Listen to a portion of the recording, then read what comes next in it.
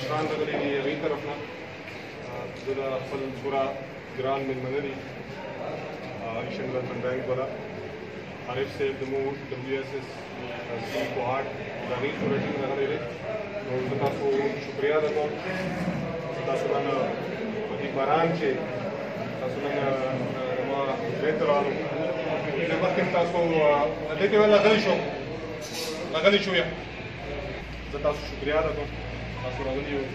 نن به ټول کلي مشران هم ناست دي اور دین علاوه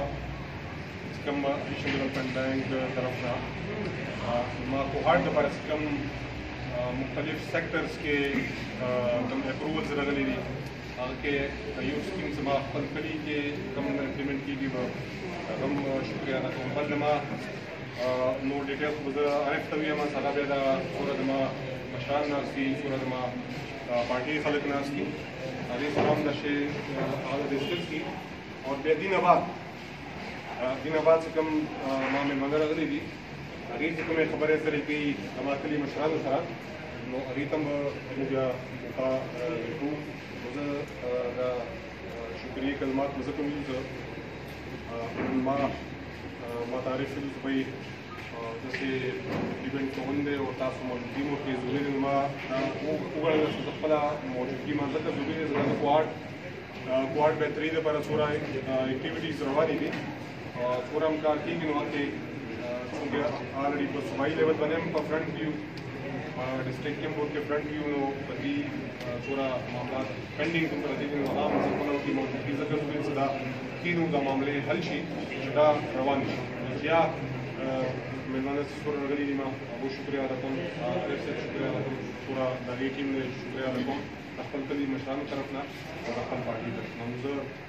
پهله موقع به زه عارف صاحب ته ورکوم راجمع شوي د تاسو راجمع کېدل د دې خبرې عکاسي کوي چې تاسو کوم ډیولپمنټ غواړئ چې کوم ډیولپمنټ په اسلام آباد او فرهنګ کې په سپیڅلي تاسو دا ده چې تاسو ته یو داسې یو ینګ بلډ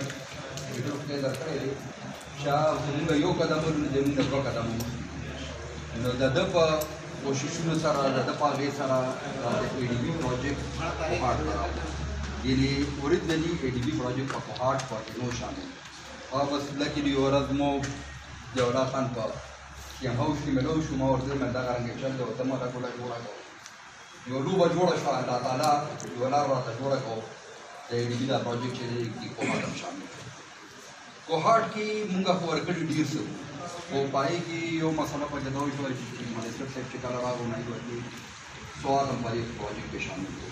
نو مخکې چې دی پېښور ارتباط او مونږ خلکو ته مسله نه ښکاري خو دا کوم دپاره نن مونږ راغلي دي خدمت کې حاضر شوي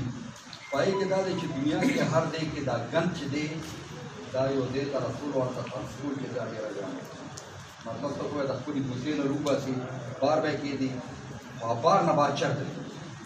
نو د دې لپاره یو سکیم مونږ چې دی ډمپنګ ګراؤنډ چې کوم فیصله کې تاسو نن راغلي یئ په محمد زو ایریا کې چې کوم چېرته زموږ STP جوړېږي همدې سره زموږ ډمپنګ ګراؤنډ دی چې په هغې کې زموږ تقریبا 20 ایکړ لینډ په پکار چې کوم دپاره زموږ ډمپنګ ګراؤنډ جوړېږي دې ډمپنګ ګراؤنډ کې یو خصوصیت خو دا شو چې تاسو څومره ګند جوړېږي دا به ختمېږي دویم خصوصیت پکې دا شو چې دې نه به مونږ انشاءالله ګیس خو دا تکلیفونه ته نه چې کوم مونږ مخکې خرڅوي دریم خصوصیت پکې دا دی چې STP چې کوم پروجیکټ زموږ انکمپلیټ ولاړ دی نو هغه STP پروجیکټ چې کوم دی چې کوم زیاده خان کړی وو په هغې کې مشروعیت ورته پاتې دي هغه هم ریسایکل STP نه سوري ریسایکلینګ پلانټ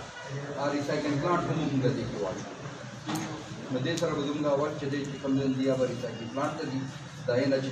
د سنه سره جوړېږي یا نه به سره جوړېږي سنه چې دی ډرایو فیول جوړېږي هغه به نه جوړېږي او چې کوم پاتې شي هغه به زموږ دا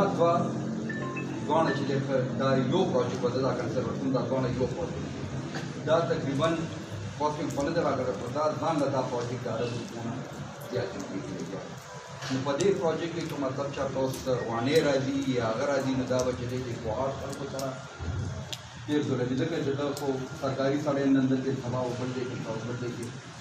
ستاسو نسلونه ستاسو ماشومان به همدې آی سره ژوند دی یا به دا شی وشي لري چې موږ د ښه کار د پر روان یو موږ